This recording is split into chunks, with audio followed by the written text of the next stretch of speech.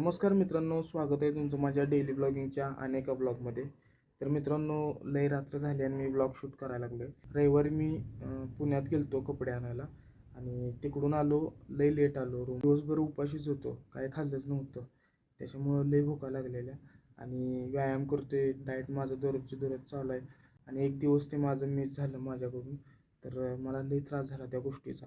तो दिवस माझा गेला आणि दुसऱ्या दिवशीपासून म्हणजे कालपासून मला काहीच व्यवस्थित वाटेना झाले. एक दिवसाचं ते मिस झालं माझ्याकडनं, तर इतका त्रास व्हायला लागला की नाही मला, काय विचारूच नका. मला ब्लॉग पण शूट करूच वाटेना. मला काही कळेनाच झाले की माझ्यासोबत काय व्हायला लागलं आहे. कारण मी सातत्यानं सगळं करत होतो आणि माझ्याकडून ते एक दिवसाचं मिस झालं. कारण मी दररोजचं रुटीन जसं होतं 20-25 दिवस झालं माझं सेम रुटीन होतं आणि एका दिवसामुळं माझं सगळं ते रुटीन चेंज झालं असं वाटायला लागलं. सगळी मेहनत आत्तापर्यंत जी केलेली, मी व्यवस्थित डाएट करत होतो, ते सगळं माझं वाया गेलं असंच मला वाटायला लागले त्या एका दिवसामुळं. इतकं मला वेगळं वाटायला लागले का नाही, काय विचारू नका. मी आधी कसं मोबाईल ओपन करायचो आणि एडिट करत बसायचो फक्त, कारण वेळ भेटायचा नाही मला. आणि जेव्हा वेळ भेटायचा मोबाईल बघायला तेव्हा मी एडिट करत बसायचो. पण आत्ता लिटरली 1 वाजला आहे आणि मी हाय असंच बाहेर बसलो आहे आणि मोबाईलमध्ये काय करतो आहे, नुसतं रील्स वर ढकलत बसलो आहे. मला काहीच कळेना झालं. मी व्हिडिओ बघत बसलो, मला कशाचंच भान नाही.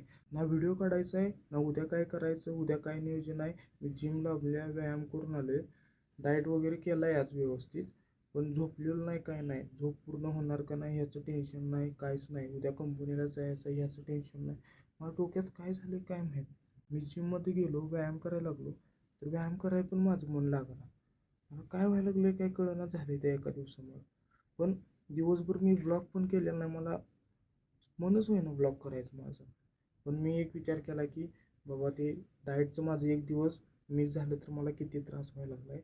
आणि मी ब्लॉग जर केला नाही एक दिवस तर माझं डेली ब्लॉगिंग चॅलेंज सगळं तुटेल. आणि हे जर मी केलं नाही का नाही तर इतका त्रास होईल मला, हे विचारू नका. माझं मनच राहत नव्हतं.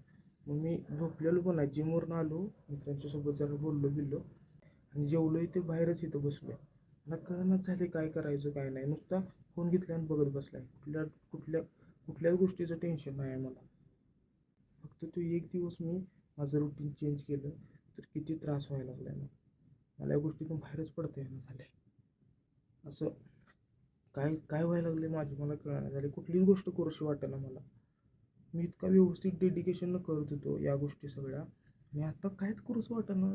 काय राहू काय विचार करून करून डोकं पाक भिंगळ आहे माझं. आत्ता 1 वाजला आहे. आशुतोष आत्ता आला आहे कामावरनं, त्याची सेकंड शिफ्ट होती, बसला इथं समोर. आणि मी किती मी किती उशीर झालं बसलो आहे. मला कळेनाच झाले काय करायचं काय नाही. झोप पण येणार झाल्या, कुठला विचार पण येणार झाला की उद्या काय करायचं आहे, उद्या उठून लवकर आवरायचं आहे, कंपनीत जायचं आहे, नंतर कंपनीतल्या व्यायाम करायचा आहे. आणि मी उद्यापासून सकाळी जिमला जाणार आहे. म्हणजे मला 5ला उठून 5:30 ते 6:30 1 तास मला जिम करायचं आहे. आणि जिमवरून आल्यानंतर अर्ध्या तासात आवरून कंपनीत आणि जायचं आहे. जिमलाच गेलो तर मला जिम पण करूशी वाटत नव्हती, काय एनर्जीच नाही आहे मला. मी जेव्हा तिकडनं जाऊन आलो का नाही तेव्हापासून माझ्या अंगात ताकदच नाही आहे. मी व्यवस्थित नंतर डाएट केला, मी 2 दिवस व्यवस्थित करतोय, नाही असं नाही. पण मला ती एनर्जी येणं झाली.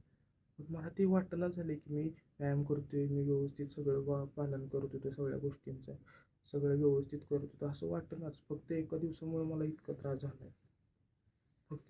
फक्त एक दिवस सगळं मिस झालं तर किती काय काय मला वेगळं फील व्हायला लागलं. मला काही कळलं झालं. पण मी ब्लॉगिंग करणं सोडून देणार नाही. मला काय जरी अडथळा